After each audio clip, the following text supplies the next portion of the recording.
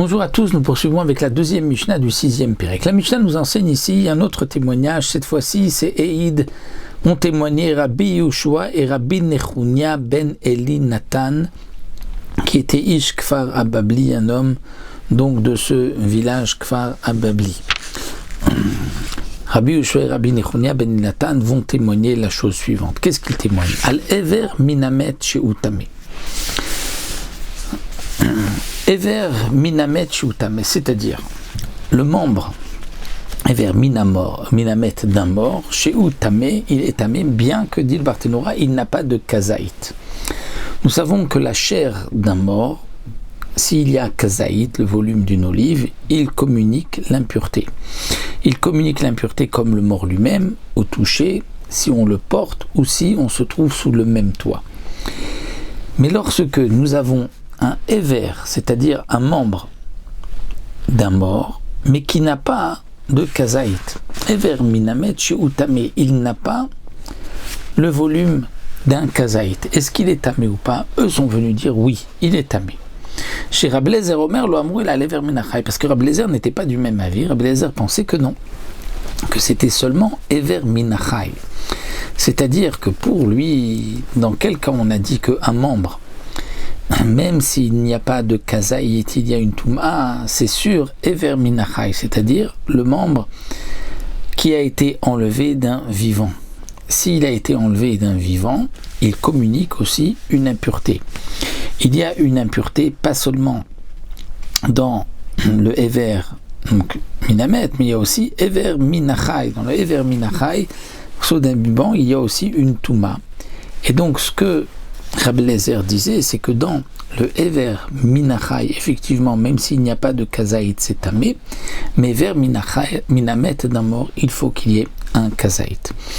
Donc, un Ever, c'est quoi un Ever, un membre? C'est qu'il y a un os, comme nous verrons ensuite par la suite, mais il n'a pas suffisamment de chair. Et donc, puisqu'il n'a pas suffisamment de chair, est-ce qu'il va être tamé ou pas? Donc, il faut au moins qu'il y ait un kazaït. Pour Rabbi Eliezer. Alors que pour Rabbi Yehoshua et Rabbi Nechunia ben Eli Nathan, même s'il n'y a pas de kazaït, ni de Barthénora, il est tamé. Amroulo, ils lui ont dit, il y a là une logique de plus forte raison. Et d'ici déjà, lorsque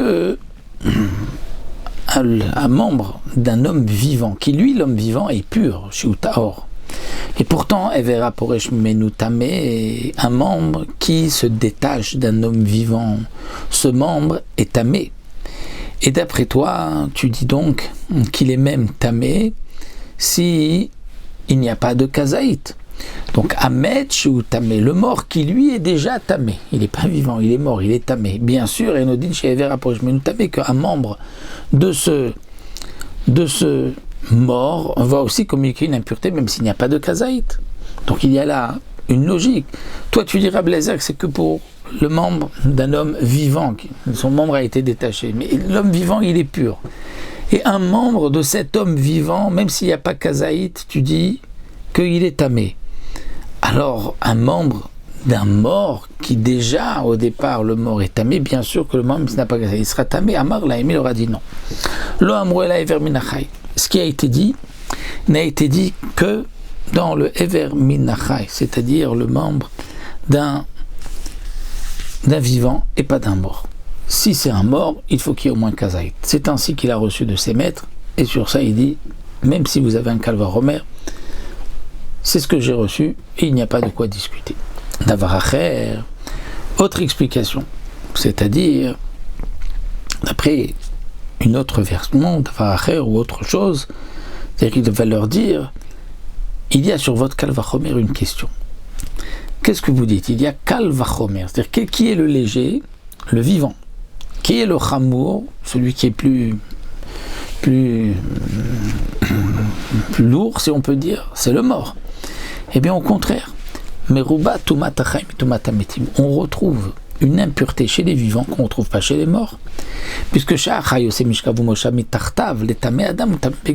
un vivant qui lui a une impureté de zav, par exemple un écoulement de ziva,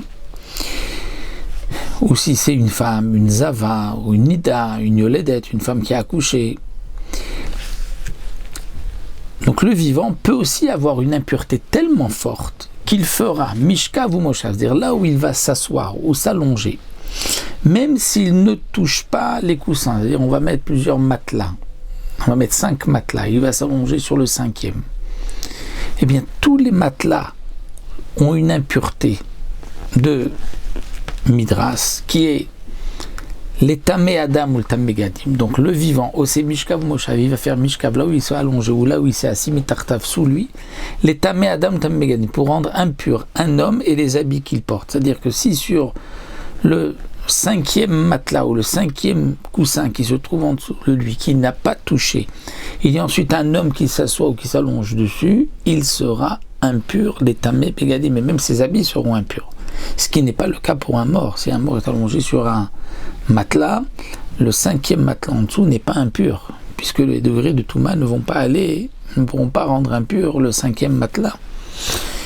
De plus, si un homme vivant, un zav al-gabav, c'est-à-dire ce qui se trouve sur lui, même s'il ne touche pas, et il y a plusieurs habits sur lui, ou plusieurs coussins sur lui qu'on a mis sur son dos, il y aura une impureté qui s'appelle l'impureté de madaf, c'est-à-dire une impureté légère, qui n'est pas Touma, mais qui est Rishon, premier de la Touma, les tamé ochrim mashkim, pour rendre impur des aliments. Machen amet metame, ce que le mort, lui, ne rendra pas impur, puisque le mort ne peut pas rendre impur jusqu'au 5e coussin, comme nous l'avons vu, puisque comme dit le Barthénora, le mort qui est allongé, bien le kéli qui est en dessous va être donc comme le mort, puisque d'après le Barthénora, même si ce n'est pas un kéli en métal, il deviendra comme le mort. Donc le premier kéli, donc le premier coussin ou le premier matelas va être Avatouma. Le deuxième devient Rishon la Touma. Donc le premier il est comme le mort, il est Aviavot, le deuxième il est Avatouma et le troisième il est Rishon la Touma, mais le quatrième ne peut pas devenir impur.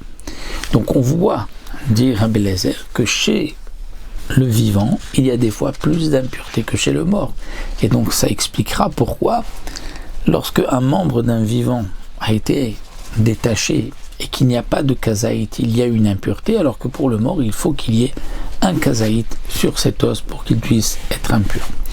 Voici donc pour notre deuxième Mishnah.